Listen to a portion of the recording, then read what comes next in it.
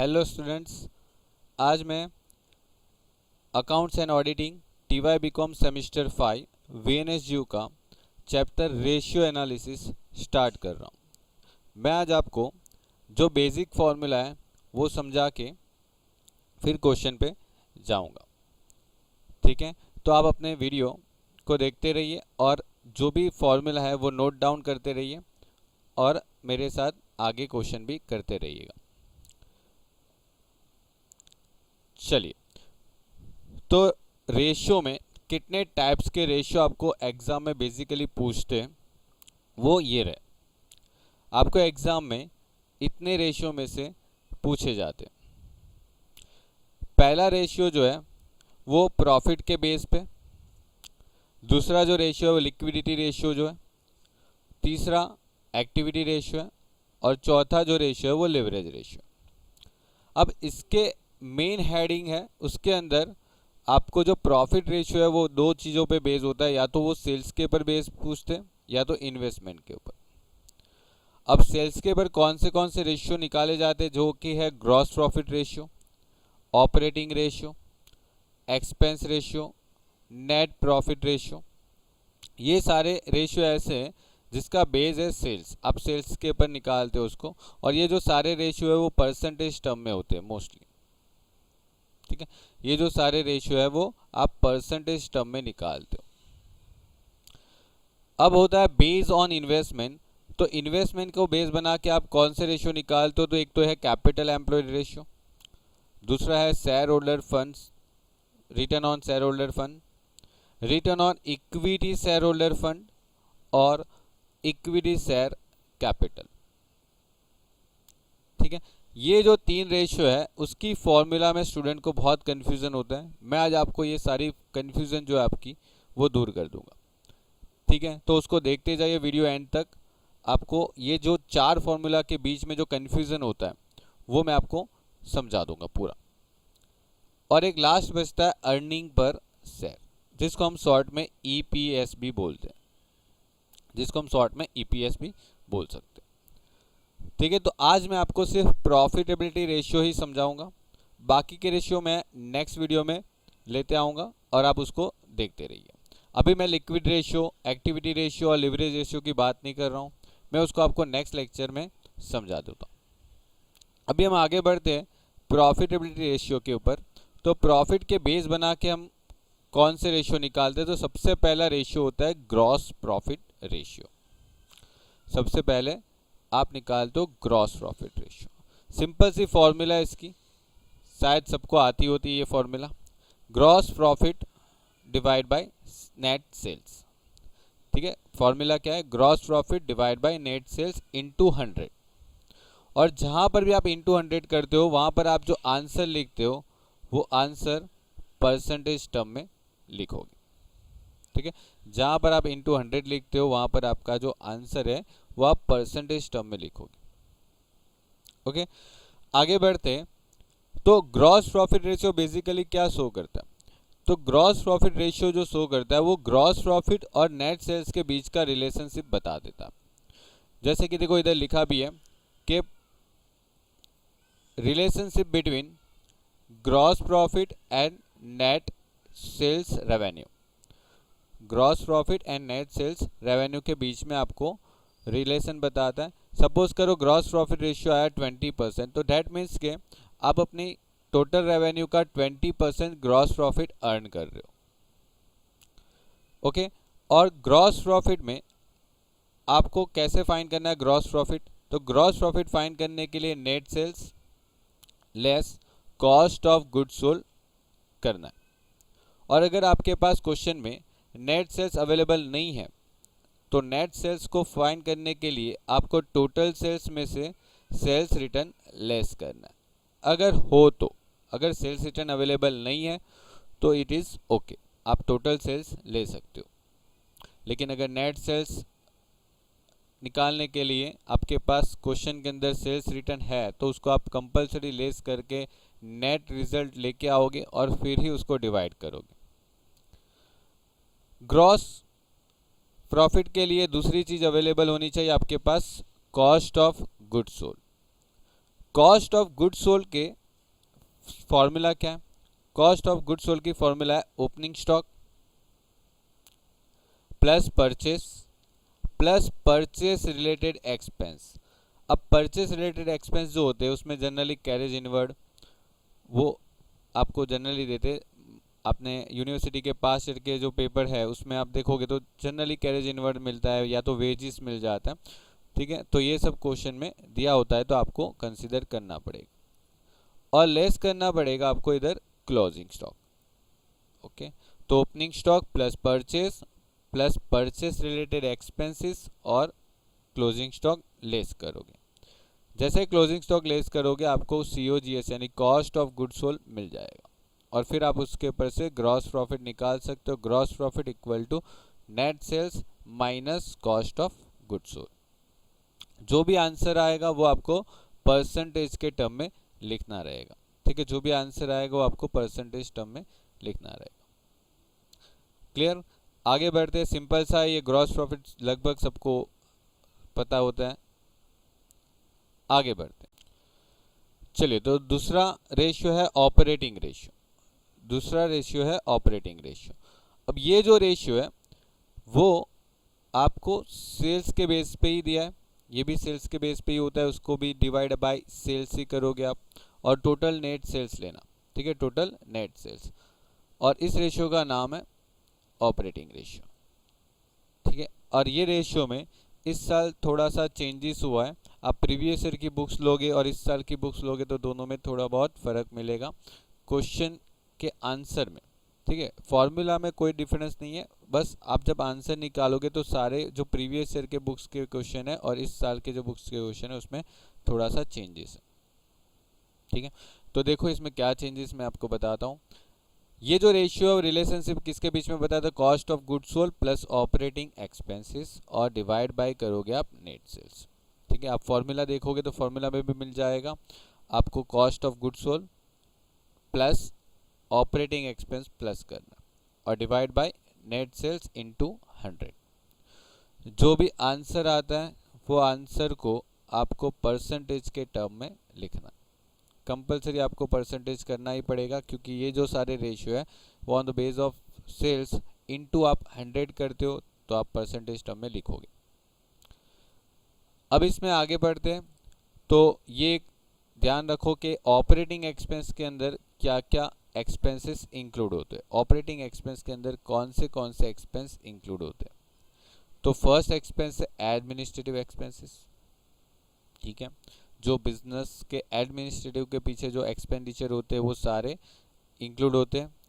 Sales revenue expense, sales जो expenses जैसे आप बेचने के लिए जो एडवर्टाइजमेंट करते हो, कमीशन देते हो एजेंट को, ठीक है, ये सारे एक्सपेंसेस भी ऑपरेटिंग एक्सपेंस का पार्ट है।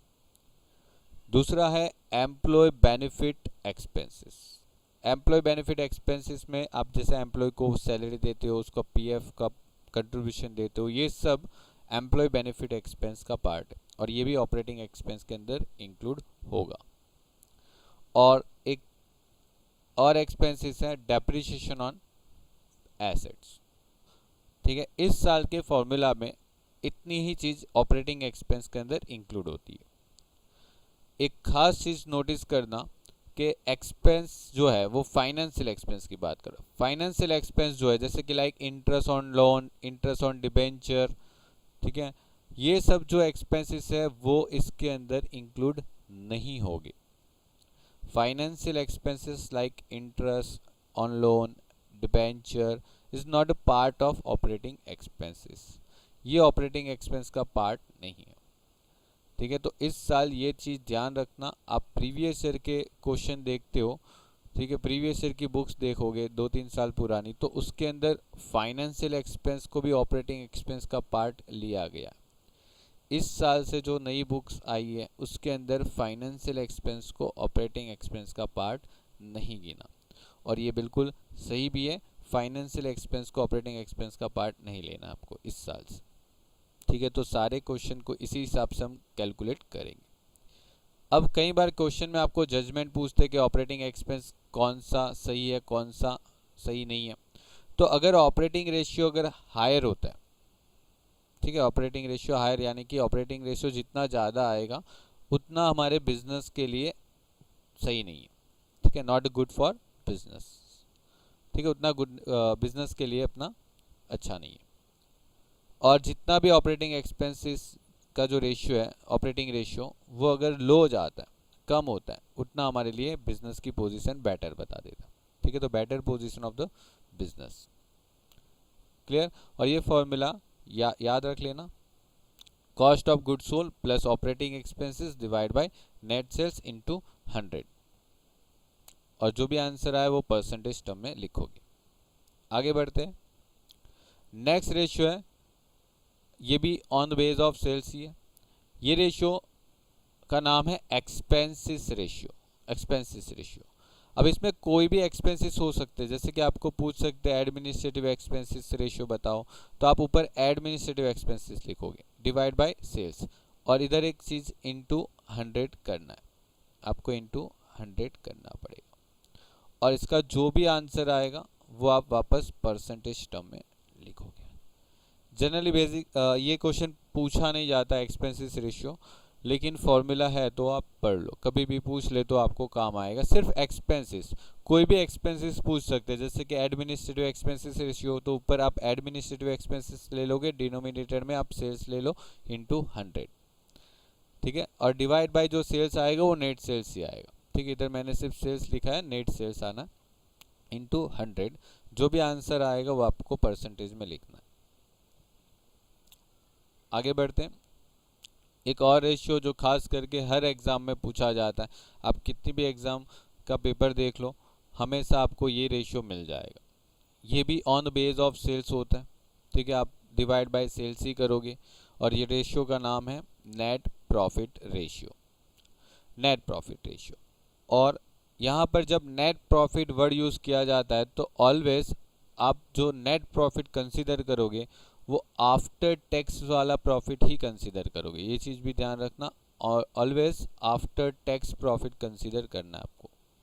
और ये जो रेशियो है वो आफ्टर टैक्स प्रॉफिट के साथ नेट सेल्स का रेशियो है, और इसकी फॉर्मूला भी वही है, देखो, net profit divide by net sales into 100, ठीक है।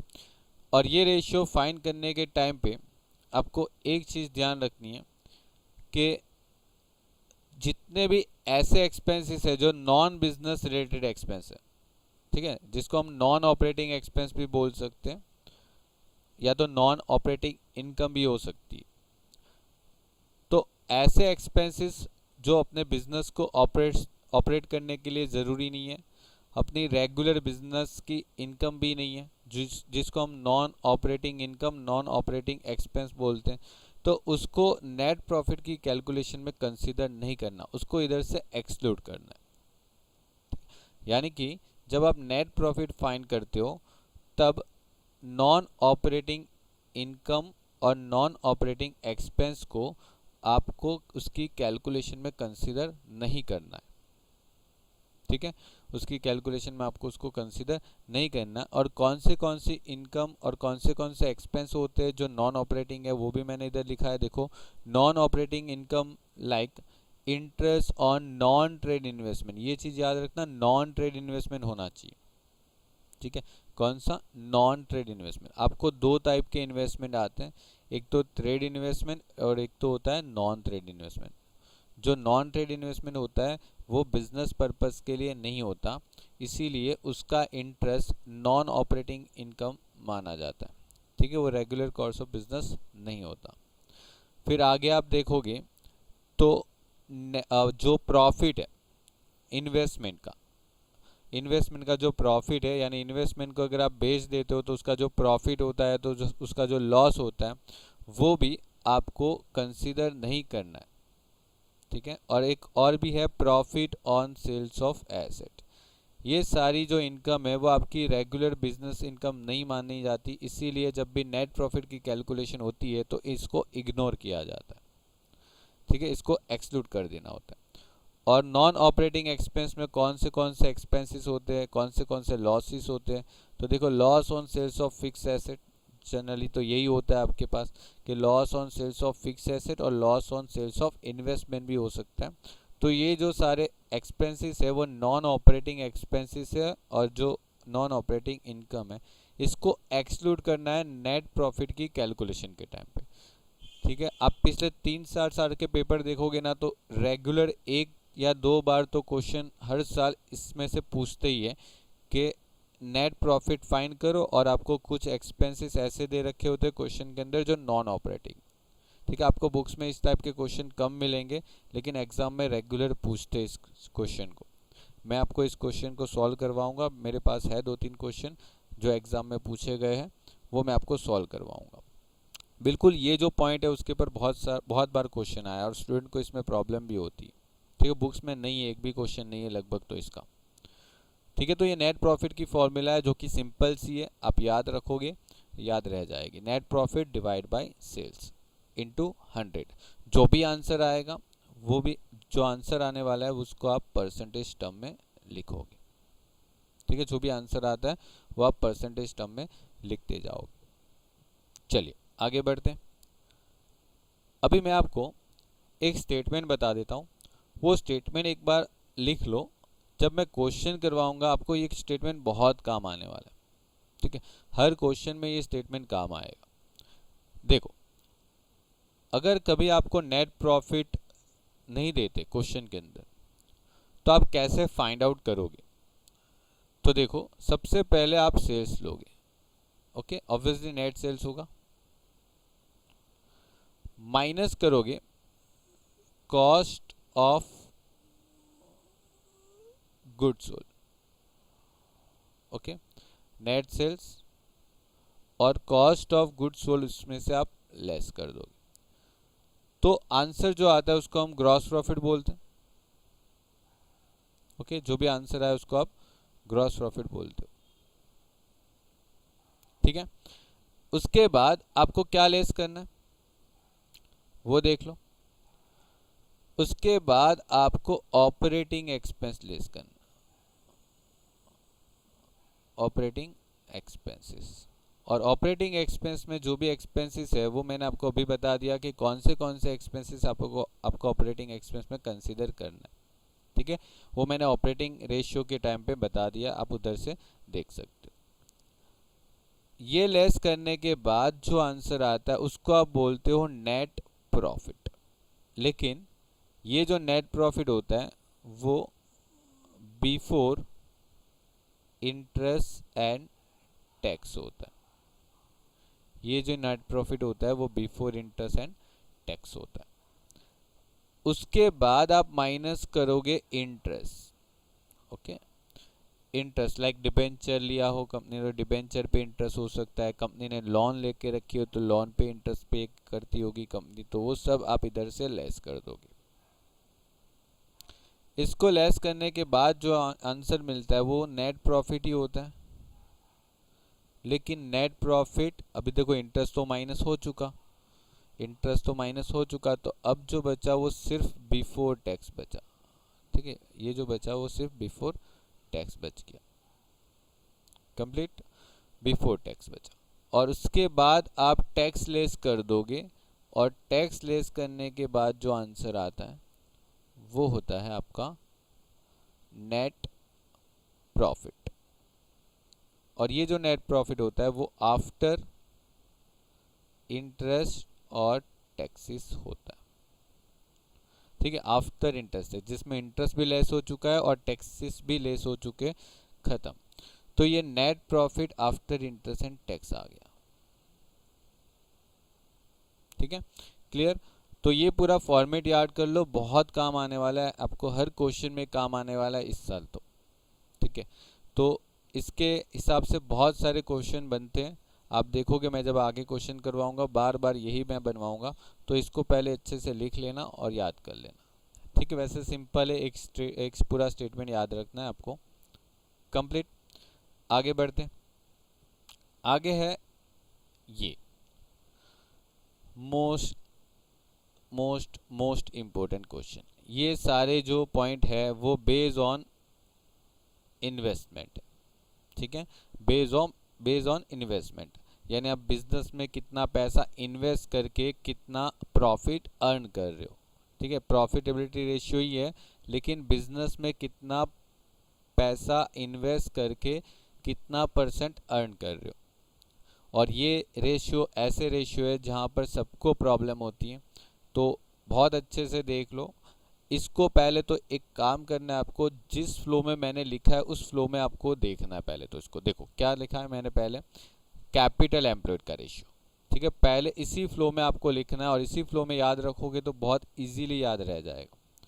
दूसरा है share holder fund, okay, share holder fund. तीसरा है इक्विटी शेयर होल्डर फंड, ठीक है, और इधर है इक्विटी शेयर कैपिटल। ठीक है, पहले इसी फ्लो में आपको याद रखना है। ठीक है, पहले capital employed, share holder fund, equity share holder fund और इक्विटी शेयर कैपिटल। ठीक है, अर्निंग पर शेयर बाद में देखते हैं। ठीक है, तो पहले आप इतना कंप्लीट करोगे, उसके बाद देखो क्या करना है वो। उसके बाद आपको मैं फॉर्मूला बता रहा हूं, उसको आराम से देख लो। सबसे पहले इधर नेट प्रॉफिट, ठीक है, इधर नेट प्रॉफिट, इधर नेट प्रॉफिट, इधर नेट प्रॉफिट। ओके, अब इधर जो नेट प्रॉफिट होता है जो फर्स्ट टाइम, वहां पर आपका जो नेट प्रॉफिट यूज होता है वो बिफोर इंटरेस्ट टैक्स होता है, बिफोर इंटरेस्ट एंड टैक्स, और बाकी सब जगह आफ्टर इंटरेस्ट एंड टैक्स होता है। ठीक है, after interest and tax, after interest and tax.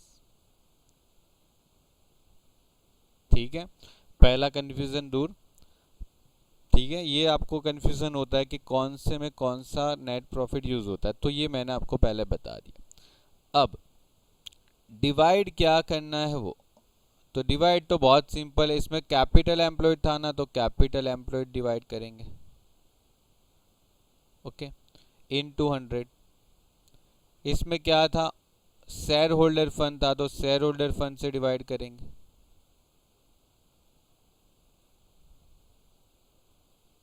Into 100। इसमें क्या लिखा है, इक्विटी शेयर होल्डर फंड, तो आप इक्विटी शेयर होल्डर फंड से डिवाइड करोगे,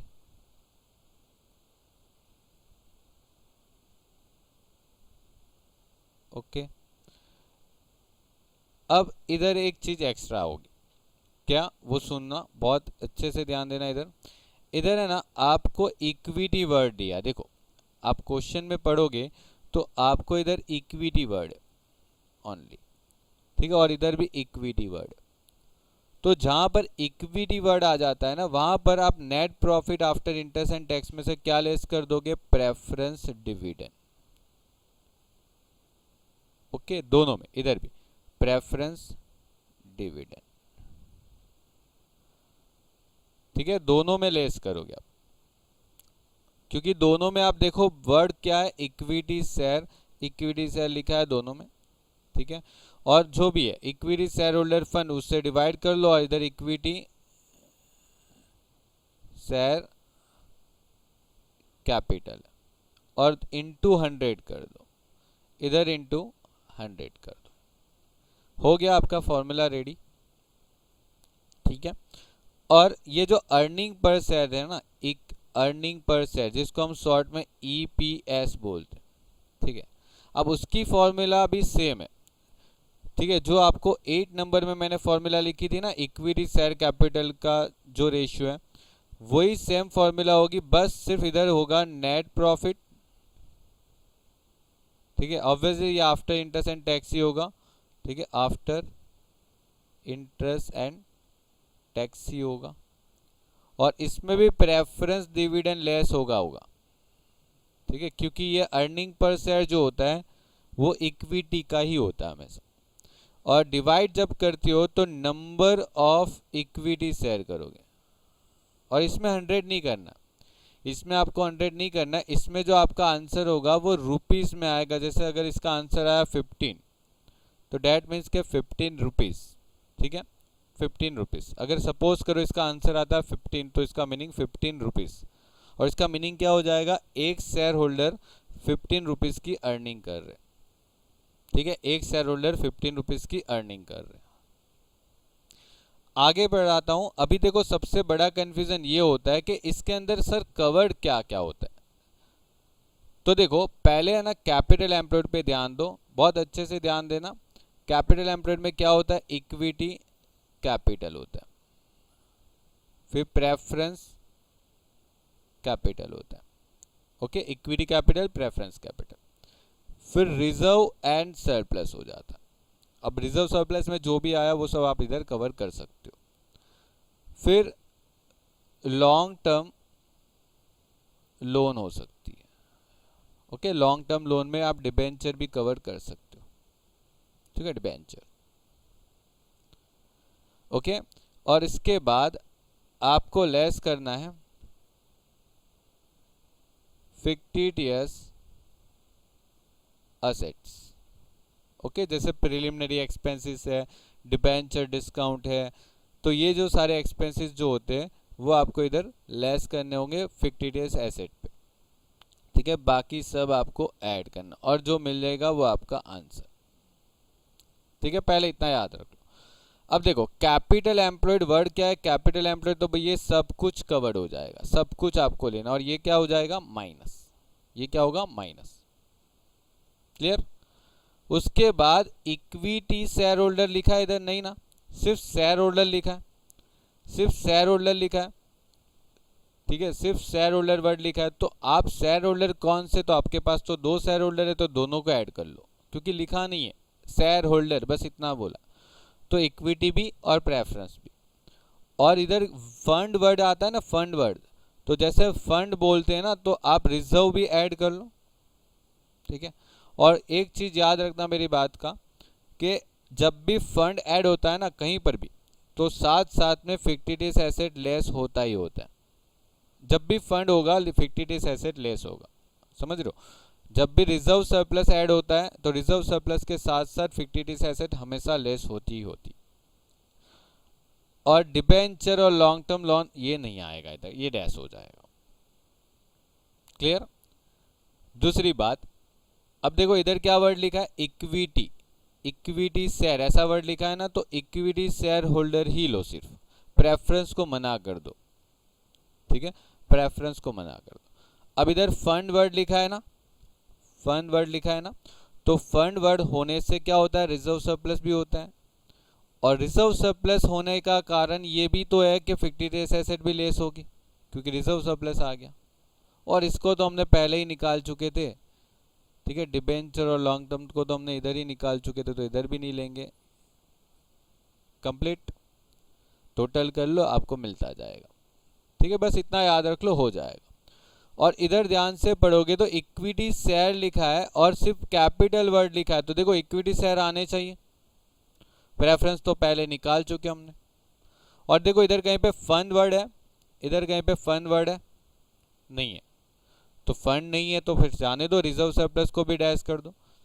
अब रिजर्व सरप्लस डैश हो गया तो सही बात है, अभी तो फिक्टिटियस एसेट भी लेस हो जाएगा, नहीं होगा, बिल्कुल नहीं, डैश कर दो उधर, और इसको तो हमने पहले ही निकाल दिया। दैट मीन्स के ओनली इक्विटी शेयर कैपिटल ही लिया जाएगा, ठीक है। ये चार्ट याद रख लो, बहुत अच्छे से आपको आ जाएगा समझ में। और अगर आपको इसकी पीडीएफ चाहिए तो मुझे मैसेज करना, मैं आपको इसकी पीडीएफ अवेलेबल करवा दूंगा, ठीक है। थैंक यू देखने के लिए, और अगर अच्छे से समझ में आया तो कमेंट भी करना और लाइक ज़रूर करना, ओके। बाय, मैं नेक्स्ट वीडियो अपलोड करता हूँ, तब तक के लिए गुड बाय।